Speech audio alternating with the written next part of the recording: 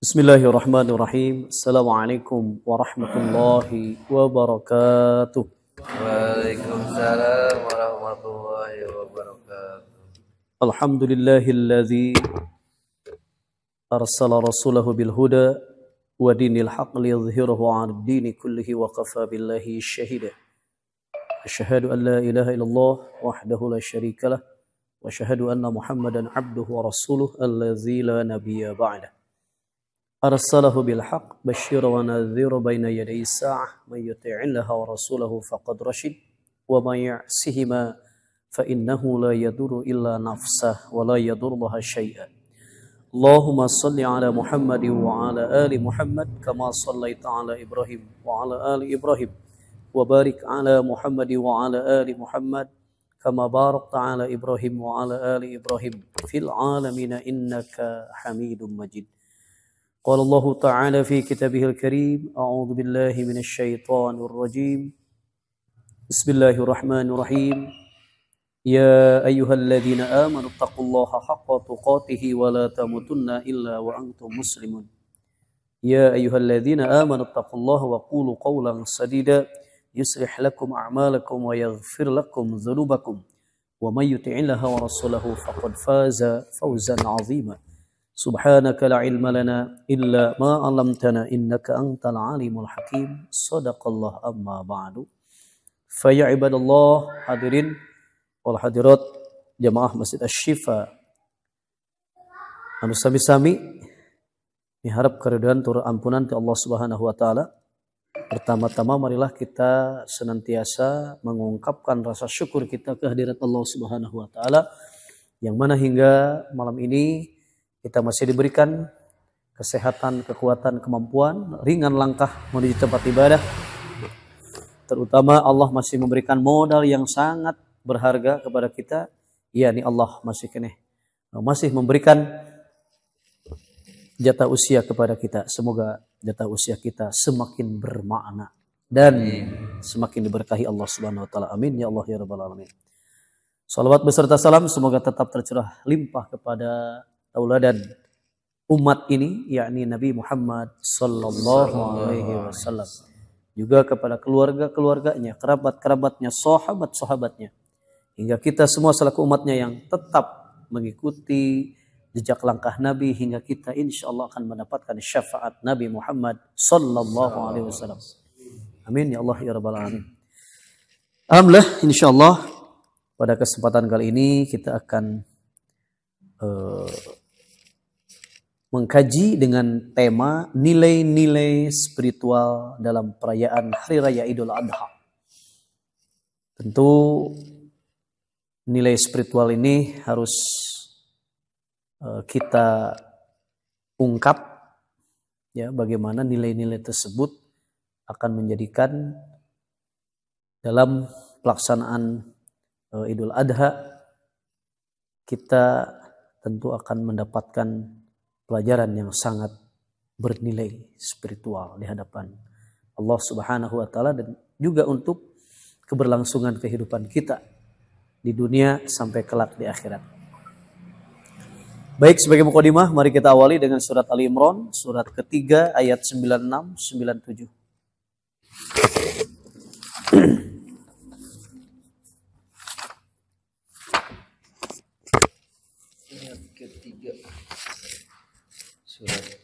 أعوذ بالله من الشيطان الرجيم أعوذ بالله من الشيطان الرجيم بسم الله الرحمن الرحيم بسم الله الرحمن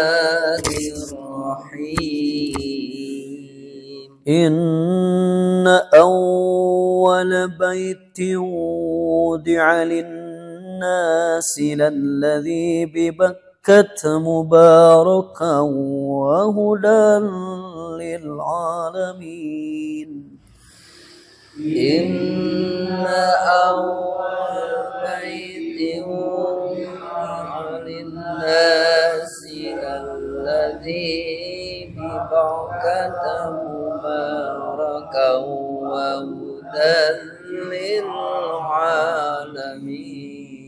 فيه آيات بينات مقام إبراهيم فيه آيات بينات مقام إبراهيم ومن دخله كان آمنا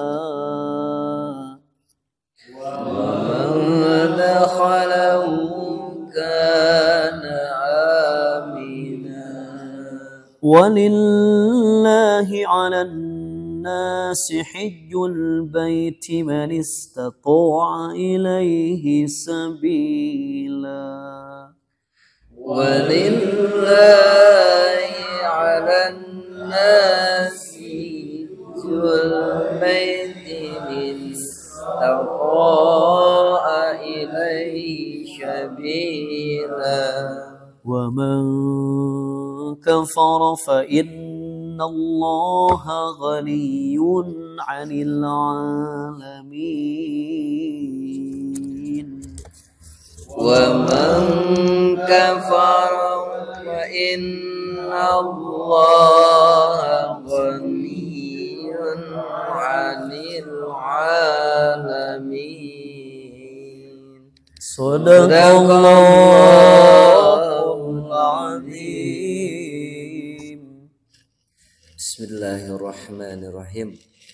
Sesungguhnya rumah ibadah pertama yang dibangun untuk manusia ialah Baitullah yang di Mekah, yang diberkahi dan menjadi petunjuk bagi seluruh alam.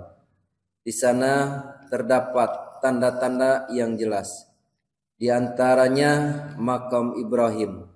Siapa yang memasukinya Baitullah amanlah, dan di antara kewajiban manusia terhadap Allah adalah melaksanakan ibadah haji ke Baitullah, yaitu bagi orang-orang yang mampu mengadakan perjalanan ke sana. Siapa yang mengingkari kewajiban haji, maka ketahuilah bahwa Allah Maha Kaya, tidak memerlukan sesuatu dari seluruh alam. Shadaqallahul azim.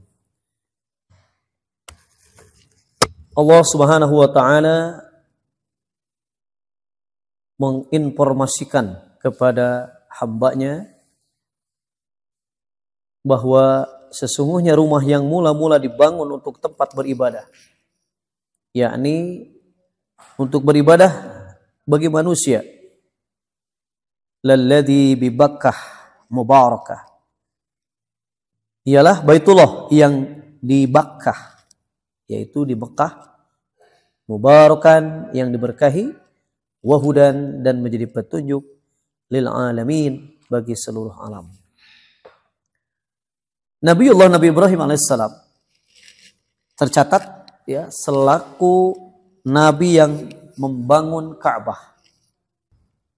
Ini tentu ya untuk melaksanakan ibadah haji, ibadah umroh, dan berdoa.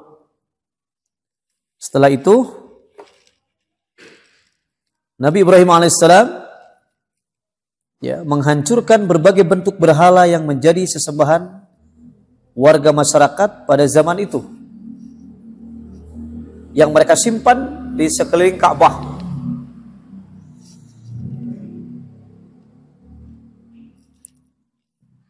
Kemudian oleh Nabi Ibrahim dihancurkan. Bahkan di zaman Nabi Muhammad sallallahu alaihi wasallam pun itu malah ya ada lagi kemudian dihancurkan kembali oleh Rasulullah sallallahu alaihi wasallam. Bahkan disebutkan di dalam di dalam sekeliling Ka'bah, dan di dalam Ka'bah itu terdapat 360 berhala. Itunya eta peninggalan nenek moyang teh sampai disarimpen di Ka'bah, kemudian dihancurkan berhala-berhala itu oleh ya Rasulullah dan para sahabat.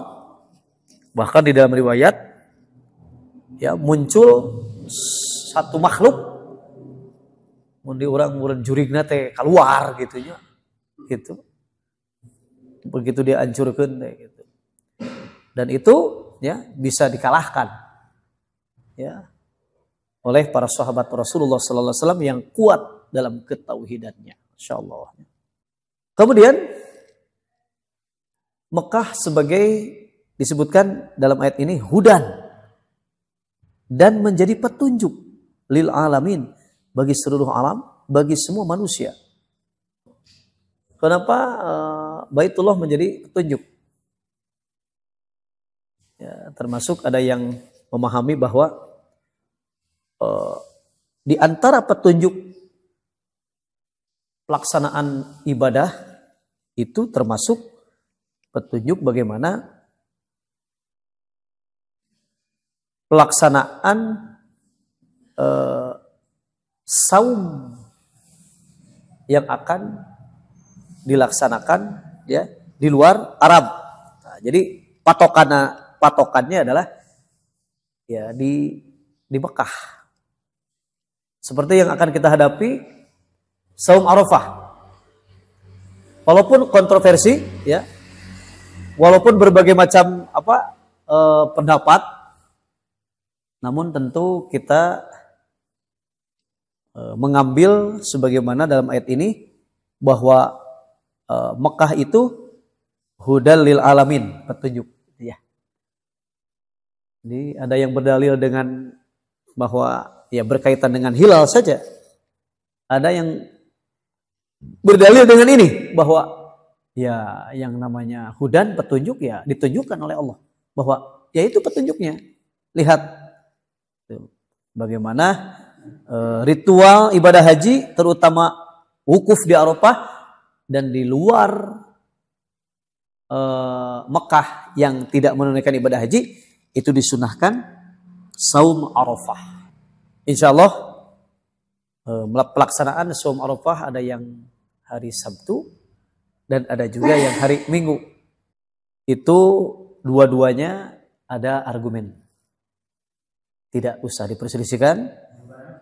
Yang penting kita amalkan saja. Ya, Sabtu Minggu berarti biasa diniatan tarwiyah dan Arafah gitu ya. Ya. Kemudian fihi ayatun, di Mekah itu ayatun terdapat tanda-tanda yang nyata. Ya, ayatun bayyinatun, ayat-ayat yang nyata. Di antaranya adalah Maqam Ibrahim. Maqam Ibrahim itu bukan makam. Kalau kita makam itu kuburan.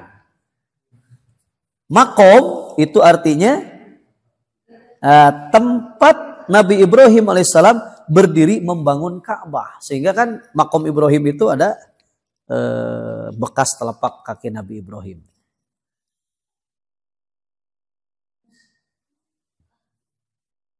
Bahkan dalam ayat surat Al-Baqarah, jadikanlah sebagian Maqam Ibrahim itu tempat sholat. Mim maqami Ibrahim musalla. Kemudian kalimat selanjutnya, wa man dakhalahu, barang siapa yang memasuki area Masjidil Haram, area Mekah, kana aminan, maka keadaannya akan merasa aman. Sehingga orang-orang yang apabila ya merasa tidak aman ketika masuk ke Baitullah itu akan merasa aman karena Allah menyatakan wa man dakhalahu kana aminan. Barang siapa yang memasuki Mekah akan merasakan keamanan. Dan dijamin keamanannya oleh Allah gitu lah. Ya, dijamin keamanannya oleh Allah Subhanahu wa taala. Kemudian kalimat selanjutnya ini adalah ya kalimat bagaimana perintah Allah kepada manusia, walillahi 'alan nasi hijjul bait. Barang mengerjakan haji adalah kewajiban. Walillahi, dan bagi Allah, ala nas, ya, di atas manusia, itu hijjul baiti, kewajiban manusia terhadap Allah, yaitu bagi orang yang mengerjakan haji, hijjul baiti, melaksanakan haji ke Baitullah, man istata'a ilaihi sabila, yaitu bagi orang yang sanggup mengadakan perjalanan ke Baitullah, yaitu orang yang sanggup mendapatkan perbekalan dan alat-alat pengangkutan serta sehat jasmani dan perjalanannya pun aman. Kemudian barang siapa yang mengingkari kewajiban haji, maka sesungguhnya Allah Maha Kaya, tidak memerlukan sesuatu dari semesta alam ini. Baik. Bahkan Rasulullah SAW menyatakan, barang siapa yang diberi kemampuan baik secara fisik maupun finansial, kemudian tidak melaksanakan haji atau umroh, maka jangan dekat-dekat kepada tempat sholat kami, kata Nabi. Dan juga pilihlah matinya, apakah mati Yahudi atau mati Nasrani. Nah, umat Islam pasti itu kan wajib untuk melaksanakan ibadah haji. Karena itu sudah masuk rukun Islam yang kelima. Dan ibadah haji bagi umat Islam merupakan rukun yang kelima untuk dilakukan bagi yang mampu. Artinya ada kekecualian bagi mereka yang tidak mampu. Tidak dikenakan hukum wajib. Ya, yang terbaik memang semua ibadah dapat dipahami sebagai kebutuhan batin. Jadi ibadah mah kebutuhan batin. Sehingga tidak ada unsur keterpaksaan bagi mereka yang melakukannya. Jadi ibadah mah kudu aya naon istilahna mah panggilan jiwa. Cek hate tuh mun hayang ka Mekah. Tah, bener eta ibadah. Teripaksa gara-gara aya heuruwas harewos. Ditunya manya cenah geus beunghar teu haji. Manya sakitu duit loba teu haji. Kan gitunya. Jadi aya keterpaksaan akhirnya. Ya, akhirnya di Mekah ngadawan riweuh gitu nya. Ngadawan riweuh di Mekah teh naon kieu cenah. Capek-capek cenah ka dieu gitu nya. Karena ya bukan lahir daripada panggilan jiwanya itu untuk beribadah lillahnya karena Allah Subhanahu wa taala. Kemudian di dalam kitab Hikmatut Tasyri' wa Fasafatuh ya, disebutkan bahwa ibadah haji dimaksudkan agar umat Islam dari seantero negeri bisa berkumpul dan bersatu pada satu tempat yang sama, yakni mengesampingkan semua perbedaan yang ada. Ya, artinya memang bisa dipahami tentang konsepsi kesetaraan dalam Islam sudah dimengerti dan dihayati serta dijalankan. Setidaknya sejak perintah ibadah haji itu dilakukan oleh umat Islam.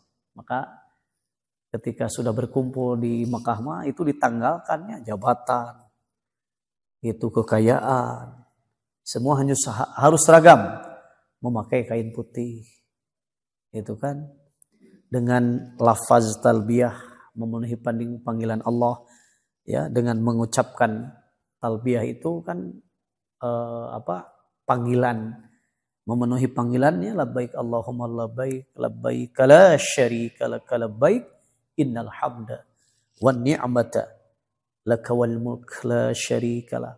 Pernyataan diri kita, sesungguhnya innal hamda, sesungguhnya segala puji, wan ni'mata, dan segala kenikmatan, laka, bagimu, laka, kepunyaan, al mulku, dan juga kerajaan. Tentu bagi yang telah melaksanakan ibadah haji mah, oh gitu-gitu geus kabayang gitu nya. Geus kabayang. Anu teu acan mah aduh kumahanya. Ya mudah-mudahan dah ya kita disempatkan oleh Allah dan dimampuhkan oleh Allah untuk melaksanakan ibadah haji. Amin ya Allah ya rabbal alamin. Kemudian kecuali itu Islam sendiri menghendaki kebersamaan dalam perbedaan berbagai rahmat. Sekali lagi, Islam sendiri menghendaki kebersamaan dalam perbedaan sebagai rahmat dalam berbagai macam bentuk ibadah yang patut dilakukan dengan satu lafaz, satu bacaan, dan satu tujuan dalam mendapatkan keridhaan Allah Subhanahu wa taala. Jadi sayang sekali gitu ya, ketika nilai-nilai spirit dalam Idul Adha maupun dalam pelaksanaan ibadah haji, ya bagaimana seharusnya dalam spirit itu umat Islam bagaimana bersatu gitu ya, ngahiji. Maka saya yakin dan itu memang sebuah keyakinan seluruh para alimil ulama, ketika umat Islam bersatu maka akan ada kekuatan. Ketika umat Islam menanggalkan menanggalkan egonya masing-masing, menanggalkan hawa nafsunya, ya ingin ada keinginan-keinginan lah gitunya. Kalau hanya satu titik yang dituju adalah mardotillah, keridhaan Allah Subhanahu wa taala, ya terutama dalam titik ibadah haji, maka naon deui sok anu dipika hoyong atuh da teu aya deui ieu teh itunya hoyong kenging ridho Allah Subhanahu wa taala dalam ritual pelaksanaan ibadah haji. Dan ketika penyembelihan itu ya yang diharapkan itu manusia semakin mendekatkan diri kepada Allah Subhanahu wa taala. Taqarrub, kurban itu kan pendekatan diri kita kepada Allah Subhanahu wa taala. Kurban itu, Idul Adha itu dalam pelaksanaannya ya keikhlasan, keridhoan, kesabaran dan gitu ya. Bahkan nilai spiritnya adalah ya ketika kepasrahan hewan kurban itu walaupun berontak sebagaimanapun ya ingin mungkin sudah merenan insting makhluk mah tidak mau dimatikan gitu ya, sehingga ketika akan menyembelih hewan pun ya hewan mana hewan rasa mah orang rek dikumaha cenah ye otak melong lagi kan gitu. Tapi ya oleh karena Allah menyatakan bahwa seluruhnya itu ditundukkan untuk kepentingan manusia, maka hewan pun tunduk. Tidak bisa berbuat apa-apa ketika dengan akal manusia. Coba, ketika diikat saja, ya dia hanya bisa nyepak kungkul, ya, itu bisa nyerita, cicing gitu, sumerah. Ini hanya tiasa berenang sepak-sepak, ya nyarios mah, da upami nyarios teh amanya eta sapi berenang. Begitu dipencit teh, ait keheula cenah, kan gitunya, keheula cenah, kan gitu. Ngan kumargi oleh Allah takdirkan hewan itu tidak bisa bicara seperti manusia, maka itulah tanda ketundukan, ya, tanda kepasrahan seekor hewan sehingga ya ditumpahkan darahnya. Dan itu merupakan salah satu syariat terbaik. Jadi amalan terbaik pada hari Idul Adha itu adalah menumpahkan darah hewan lain darah jalmi. Itunya. Nah, sehingga saking istilahnya memahami hadis ya, konteks hadis tersebut, menumpahkan darah Berarti upami mau numpahkan darah mah tuh bisa, tuh mencit hayam oge. Tentunya mencit hayam, mencit entog, mencit meri. Gitu. Kemudian hasil sembelihannya disuguhkan untuk nu darah mah mencit sapi, mencit tomat, kira-kira ada pahala nama aya kan gitunya. Ngan henteu masuk kana kategori kurban hunggul meureun. Sodakoh we gitu nya. Sodakoh ku hayam, sodakoh ku entog, sodakoh ku meri. Kanggo naon nya kanggo? Barang tuang anu di daerah ramal artinya yang bekerja sebagai panitia kurban. Da upami disuguhan ku daging hayam oge meureunna moal teu ditampi nya. Ya sebagai sedekah. Nah, itu. Cuman masuknya kategori sedekah. Tidak masuk kepada syariat berkurban. Maka terdapat ya nilai-nilai spiritual di dalam ritual ibadah Idul Adha, kurban dan haji. Kita sambung setelah sholat Isya.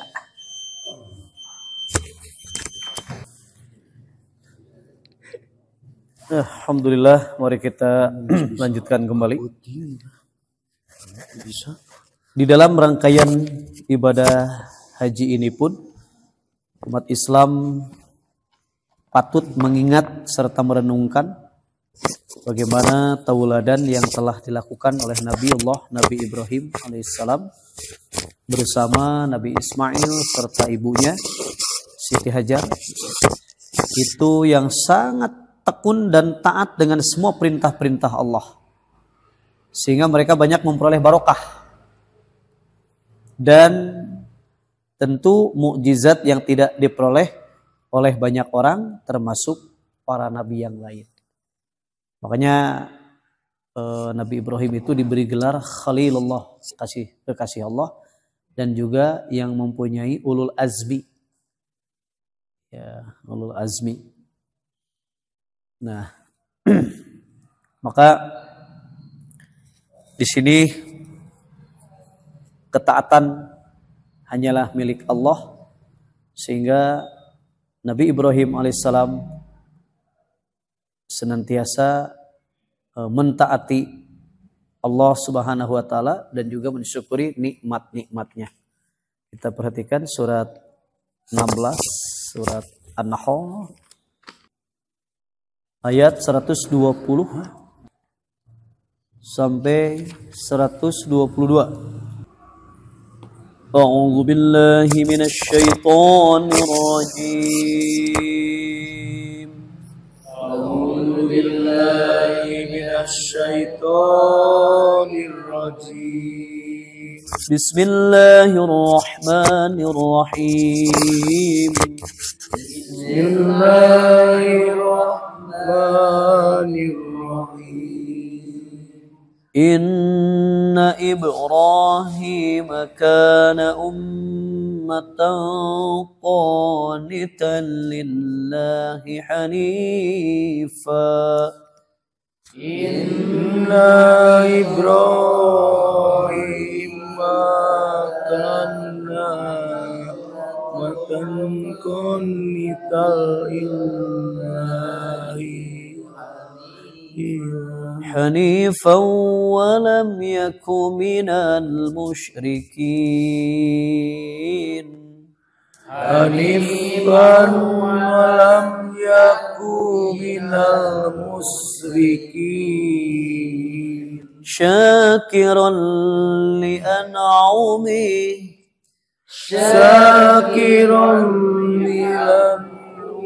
اجتباه وهداه إلى صراط مستقيم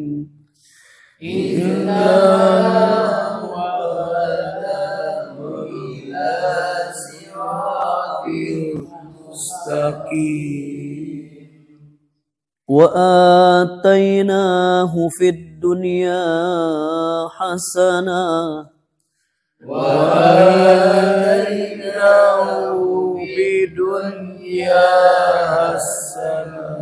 وإنه في الآخرة لمن الصالحين وإنه في الآخرة لمن الصالحين. صدق الله العظيم. Bismillahirrahmanirrahim. Sungguh Ibrahim, dia adalah seorang imam yang teladan patuh kepada Allah dan hanif, dan dia bukanlah termasuk orang-orang yang musyrik menyekutukan Allah. Dia mensyukuri akan nikmat-nikmatnya. Allah telah memilihnya dan menunjuknya ke jalan yang lurus. Dan kami berikan kepadanya di dunia kebaikan, dan sesungguhnya dia di akhirat termasuk orang-orang yang soleh. Shadaqallah. Ayat ini ya, Allah Subhanahu wa taala memberikan keistimewaan bagi Nabi Ibrahim. Inna Ibrahim kana ummatan qanitan lillahi hanifa. Sesungguhnya Ibrahim adalah seorang imam yang dapat dijadikan teladan, lagi patuh kepada Allah dan hanif. Hanif maksudnya seseorang yang selalu berpegang kepada kebenaran dan tidak pernah meninggalkan kebenaran itu. Dan sekali-kali bukanlah dia, Ibrahim, termasuk orang-orang yang mempersekutukan Allah. Syakirul li'an'umih, lagi yang mensyukuri nikmat-nikmat Allah. Oleh karena ijtabahu wa hadahu ila siratim mustaqim, Allah memilihnya dan menunjukinya kepada jalan yang lurus. Wa atainahu fid dunya hasanah, dan kami berikan kepadanya kebaikan di dunia. Wa fil akhirah wa innahu fil akhirah laminas salihin, dan sesungguhnya dia di akhirat benar-benar termasuk orang-orang yang soleh. Dipilih karena ketaatannya, ya, diistimewakan, dijadikan imam, dijadikan teladan karena kepatuhan, kekuatan, ketauhidannya, sehingga kehidupannya ya menjadi berkah bagi seluruh umat manusia. Tanda-tanda keberkahan itu mengalir sampai sekarang, yaitu pelaksanaan manasik haji. Itu tentu dari dia diawali oleh Nabi Ibrahim alaihissalam. Kemudian kelebihan yang Allah berikan, yakni mukjizat. Tentu saja mukjizat Nabi Ibrahim ketika menghadapi ujian, dibakar, ya. Siapa orangnya? Ya. Yang tentu berani ketika mau dibakar, tapi subhanallah, ya, qadarullah, Nabi Ibrahim naon isi nama teunerak katanya, sedikit pun tidak disentuh api neraka. Karena itu mukjizat Nabi Ibrahim yang diberikan oleh Allah Subhanahu wa taala kepadanya, sehingga api pun mengikuti perintah Allah, ya nar kunu bardan wassalaman ala Ibrahim. Kita buka ayatnya, surat 21 Al-Anbiya, ayatnya 68-69. A'udzu billahi minasy syaithanir rajim. A'udzu billahi minasy syaithanir rajim. Bismillahirrahmanirrahim. Bismillahirrahmanirrahim. Qalu harriquhu wansuru alihatakum in kuntum fa'ilin. Qalu harriquhu wansuru alihatakum in kuntum Qulna ya naru kuni bardan wa salaman ala Ibrahim. Qulna ya naru kuni bardan wa salaman ala Ibrahim. Sadaqallahul azim. Mereka berkata, bakarlah dia dan bantulah Tuhan-Tuhan kamu jika kamu benar-benar hendak berbuat. Kami Allah berfirman, wahai api, jadilah kamu dingin dan penyelamat bagi Ibrahim. Sadaqallah. Api saja ketika diperintah oleh Allah dingin, maka dingin. Sehingga Rasulullah Sallallahu Alaihi Wasallam menggambarkan bagaimana neraka pun bisa dingin, gitu ya, karena kehendak Allah.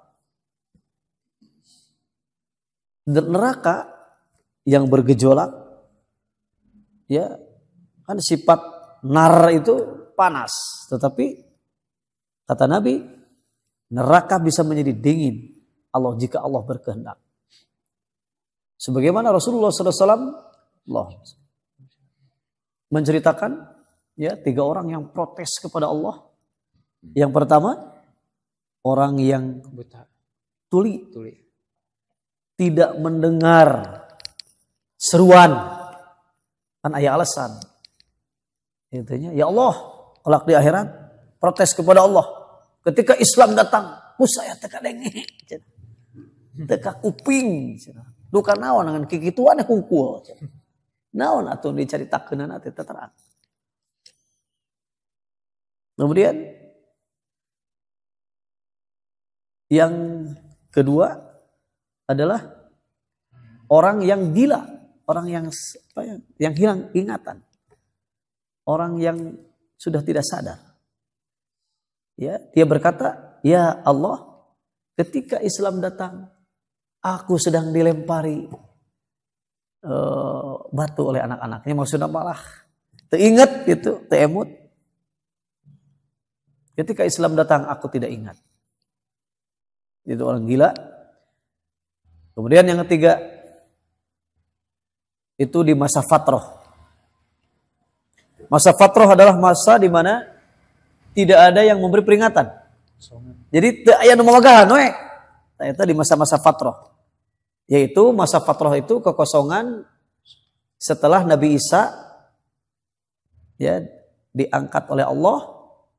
Kemudian itu jaraknya 500 tahun ke Rasulullah teh. Dari Nabi Isa ke Rasulullah itu 500 tahun. Berarti 100, 200, 300 itu masa fatroh, masa kekosongan. Tidak ada yang memberi peringatan. Makanya sebelum Nabi lahir, ya ibu bapak Nabi itu, ya ibu dan bapak Rasul itu kan masuk kepada kategori masa fatroh, tidak ada yang memberi peringatan. Ya, sehingga manusia itu tersesat kembali setelah peninggalan Nabi Isa alaihissalam dengan kitab Injilnya. Kayak Nah, jadi ada alasan. Ya Allah, ketika Islam datang, aku tidak ada yang menyampaikan seorang pun. Ya, Islam itu apa? Nah, ketiga-tiganya, kata yang tuli, jika saya mendengar, tentu saya akan melaksanakan perintah-perintahmu. Kata orang gila, ketika aku normal ingatan, tentu aku akan melaksanakan perintah-perintahmu. Dan orang yang masa fatroh, ketika peringatan datang, tentu aku akan mentaati apa yang telah diperintah-perintahkan oleh Engkau ya Allah. Nah, maka kata Allah, apakah kalian akan mentaatiku? Wah, serempak mereka menjawab, ya, kami akan mentaatimu. Kalau begitu kata Allah, firman Allah, masuklah kalian semua ke dalam neraka. Mereka berbondong-bondong untuk memasuki neraka, kemudian neraka itu terdengar bergemuruh. Ya, maka mereka kembali lagi kepada Allah. Ya Allah, ternyata takut cenanya melihat neraka tegeringan, wah kekerek nguping lagi geus ngaguru. Itu. Katanya akan taat kata Allah. Masuklah. Nah, kedua kali sieun keneh wae. Katilu kali mah digebroskeun.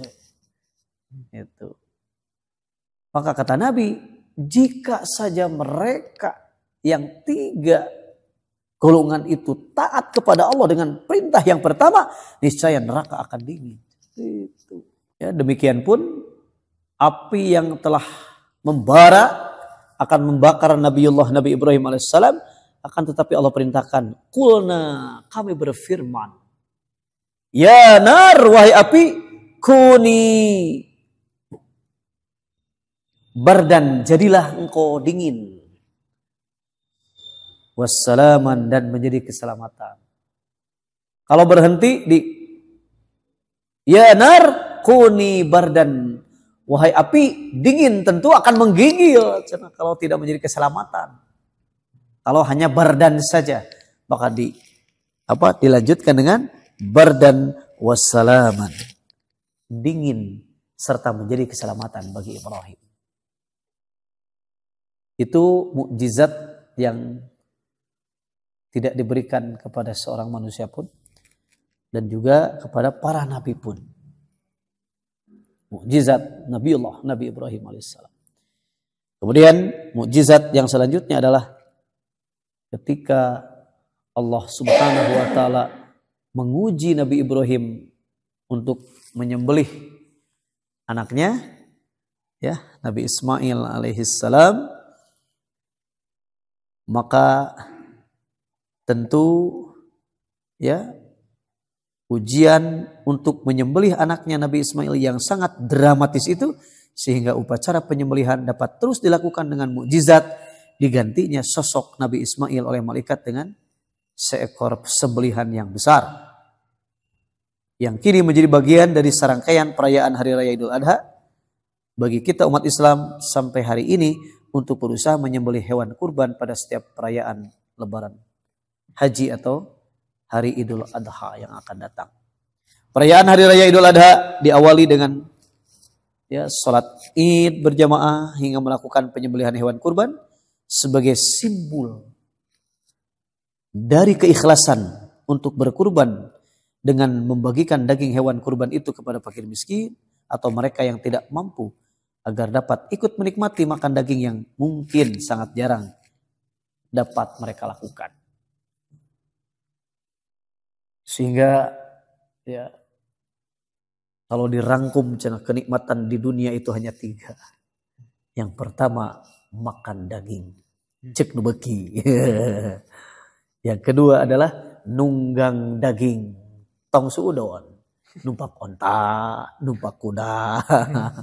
Gitu, makan daging, numpak daging, dan yang ketiga adalah memasukkan daging ke dalam daging.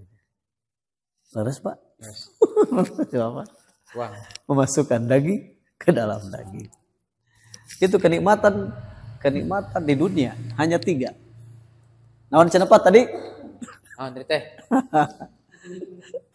Diulang, makan daging, tuang daging, nunggang daging, memasukkan daging ke dalam daging.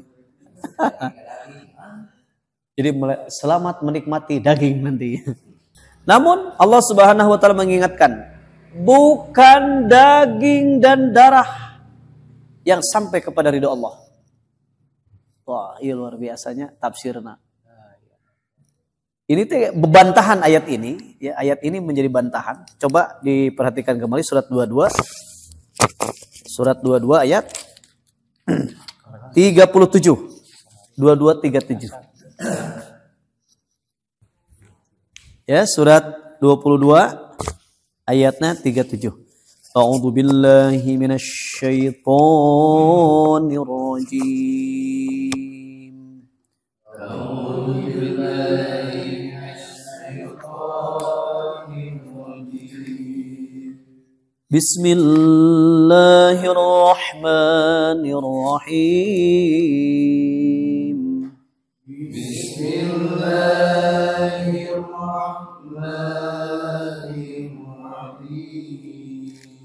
لن ينال الله لحومها ولا دماؤها ولكن يناله التقوى منكم لن ينال الله لحومها ولا دماؤها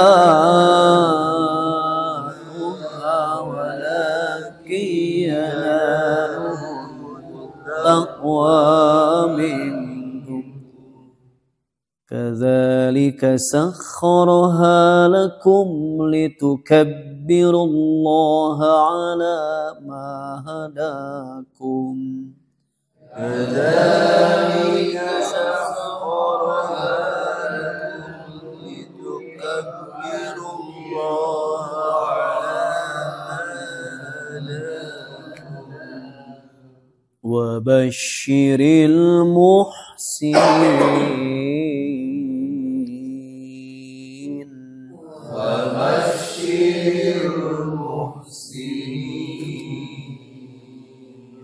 صدق الله العظيم. Daging hewan kurban dan darahnya itu sekali-kali tidak akan sampai kepada Allah, tetapi yang sampai kepadanya adalah ketakwaan kamu. Demikianlah dia menundukkannya untukmu agar kamu mengagungkan Allah atas petunjuk yang dia berikan kepadamu. Dan sampaikanlah kabar gembira kepada orang-orang yang berbuat baik. Sadaqallah. Allah menegaskan lagi dalam ayat ini, tujuan berkurban ialah untuk mendekatkan diri kepada Allah dan mencari keridhoannya. Dekat kepada Allah dan keridhoannya tidak akan diperoleh dari daging-daging binatang yang disembelih itu. Dan tidak pula dari darah-darahnya yang telah ditumpahkan. Akan tetapi semuanya itu akan diperoleh bila kurban itu dilakukan dengan niat yang ikhlas. Dilakukan semata-mata karena Allah dan sebagai syukur atas nikmat-nikmat yang tidak terhingga yang telah dilimpahkannya kepada hamba-hambanya. Mujahid berkata, kaum muslimin pernah bermaksud meniru perbuatan orang-orang musyrik Mekah pada waktu itu. Jika menyembelih binatang kurban, mereka menebarkan daging-daging binatang itu di sekitar Ka'bah. Sedangkan darahnya mereka lumurkan ke dinding-dinding Ka'bah. Jadi kelakuan jahiliyah teh ditarurutan ku urang gitu nya. Mun arek ngabangun imah ningan pencit, oles-oleskeun gitu.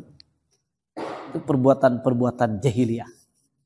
Ya, perbuatan-perbuatan kaum musyrikin jahiliyah karena memang ketidaktahuan. Jahiliyah itu kan bodoh, tidak tahu.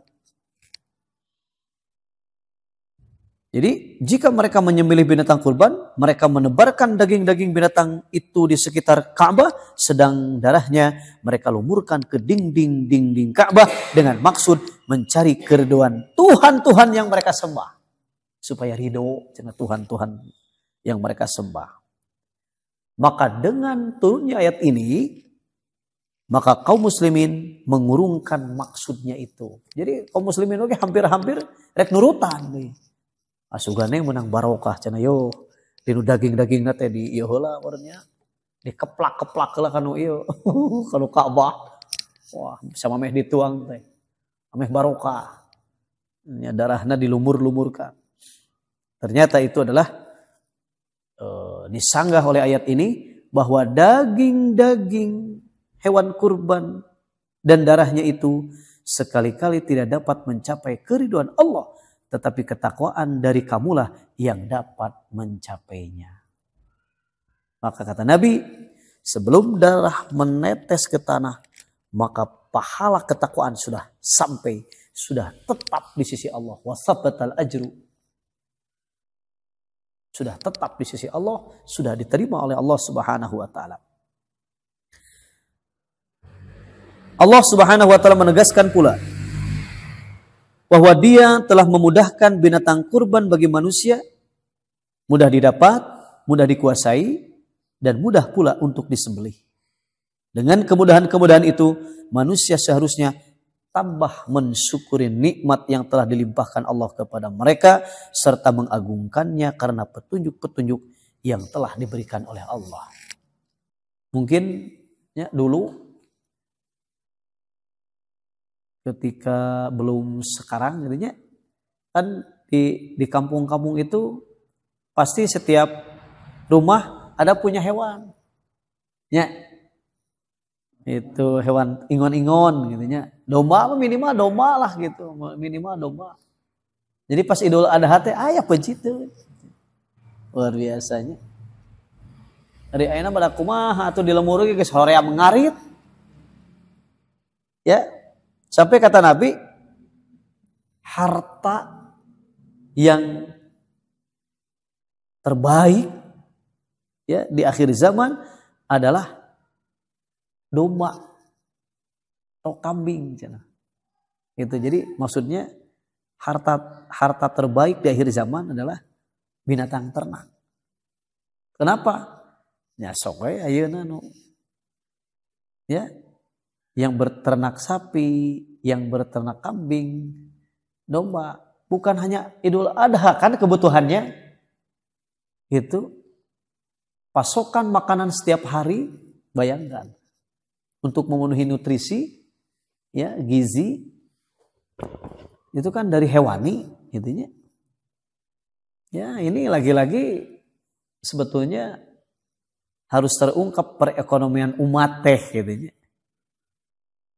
Tapi coba tetap saja yang menguasai adalah, intinya. Yang menguasai mayoritas sekarang peternak itu siapa? Orang asing. Orang asing dan asing.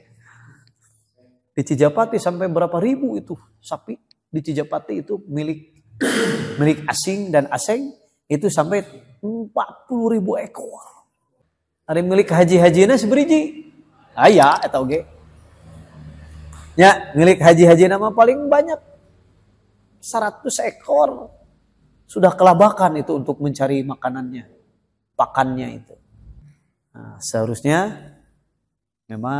seharusnya umat Islam teh tampil. Sehingga Nabi Ibrahim alaihissalam sekali berkurban teh sampai ratusan unta. Sorangan itu kusabab boga. Pan orang mah salut namanya satu keluarga cek paribasana, keluarga saya satu sapi. Itu kan sakeluarga. Nabi Ibrahim sakeluarga ratusan unta. Itu. Nabi Muhammad 2 kambing. Ya, 2 sembelihan. Diriwayatkan ya dari Jabir bin Abdullah, ia berkata, an Jabir ibn Abdullah qala ذبح النبي صلى الله عليه وسلم يوم الذبح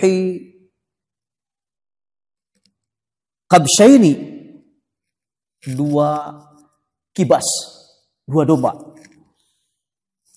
Jadi dia berkata, Jabir bin Abdullah berkata, Nabi sallallahu alaihi wasallam menyembelih pada hari raya kurban 2 ekor domba yang mempunyai tanuk yang tajam dan berwarna putih, bahkan cara berwarna putih kehitam-hitaman. Tatkala beliau menghadapkan keduanya ke kiblat, beliau mengucapkan artinya, Inni wajjahtu wajhiya lilladzi fataras samawati wal ardh hanifan muslima wa ma kana minal musyrikin wa ana awwalul muslimin.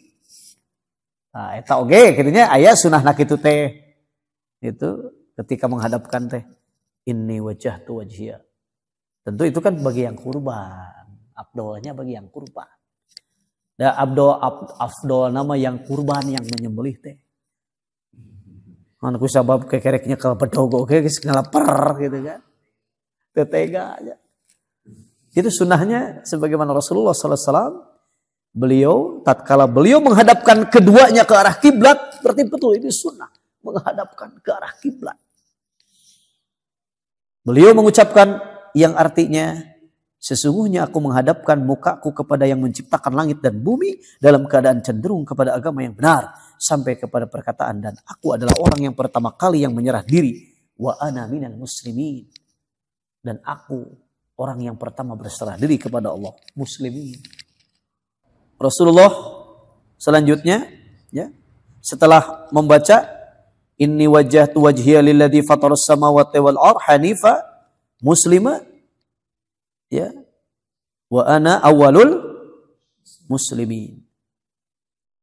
Kemudian ada doa yang dinyatakan oleh Rasul, Allahumma minka walaka, Allahumma minka walaka. Ya Allah, ini dari Engkau dan bagimu. Ya.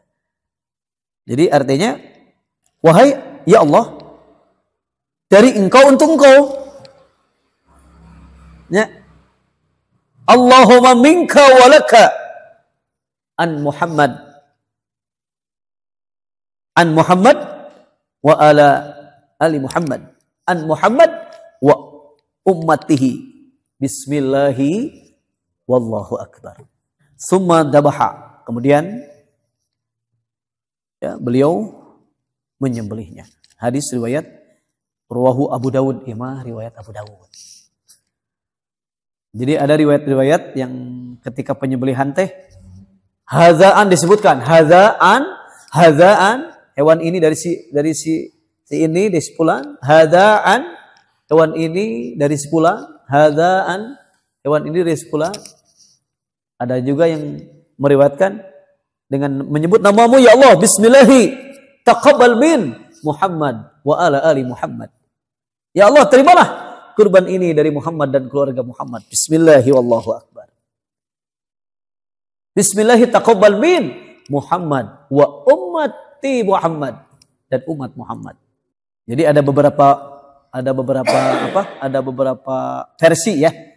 Ada beberapa hadis yang menyatakan ketika penyembelihan itu tentu berbeda-beda kaifiat ya. Berbeda-beda cara. Namun tentu bukan berarti bertentangan, gitu ya. Bukan berarti bertentangan. Tapi silakan pilih mana yang sudah istilahnya atas katalar mana lah katanya gampil.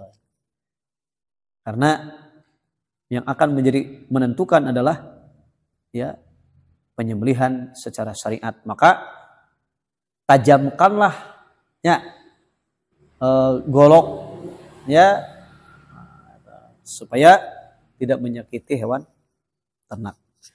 Jadi makna keyakinan, keimanan, kesabaran, keikhlasan dan kebersamaan dengan sesama masyarakat ya, yaitu kebanyakan fakir miskin, bisa dirasakan bersama dengan suasana kegembiraan dan kebahagiaan.